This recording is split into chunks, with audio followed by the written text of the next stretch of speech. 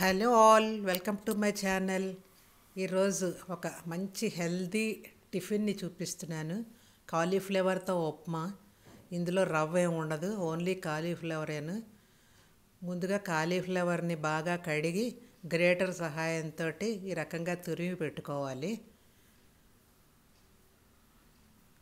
ఈ తురమడం వల్లనే రవ్వలాగే కనిపిస్తుంది, చూడడానికి తినడానికి కూడా చాలా సాఫ్ట్గా బాగుంటుంది.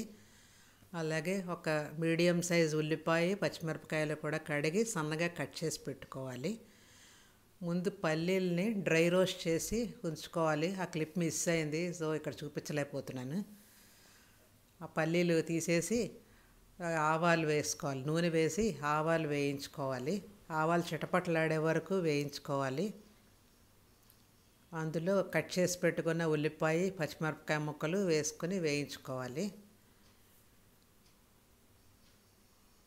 ఉల్లిపాయ ముక్కలు తొందరగా వేగడానికి దాంట్లో ఉల్లిపాయ ముక్కలకు సరిపడా కొంచెం ఉప్పు, పసుపు వేస్తే చాలా తొందరగా వేగిపోతాయి ఉల్లిపాయ ముక్కలు.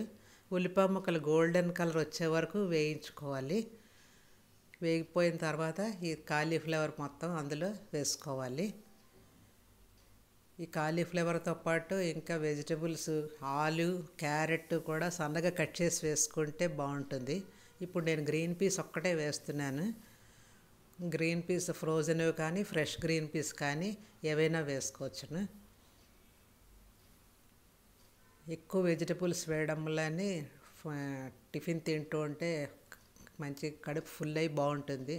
కాలీఫ్లవర్కి సరిపడా ఉప్పు వేసుకొని అన్నీ కలిపేసి ఇప్పుడు స్టవ్ని లో ఫ్లేమ్లో ఉంచుకొని మూత పెట్టుకోవాలి. కాలీఫ్లవర్ ఇలా తురుము చేసాం కాబట్టి 5 minutesలో తయారైపోతుంది. మొత్తం ఉడికిపోయింది కాలీఫ్లవర్ అంతాను. ఇప్పుడు ఇందులో పల్లీ పౌడర్ వేసుకోవాలి. పల్లీలు మరీ మెత్తగా కాకుండా కొంచెం ముక్కలుగా ఉండేలాగా చేసుకుంటే టేస్ట్ బాగుంటుంది. ఇప్పుడు స్టవ్ ఆఫ్ చేసేసి కొత్తిమీర, నిమ్మకాయ రసం కూడా వేసుకోవాలి.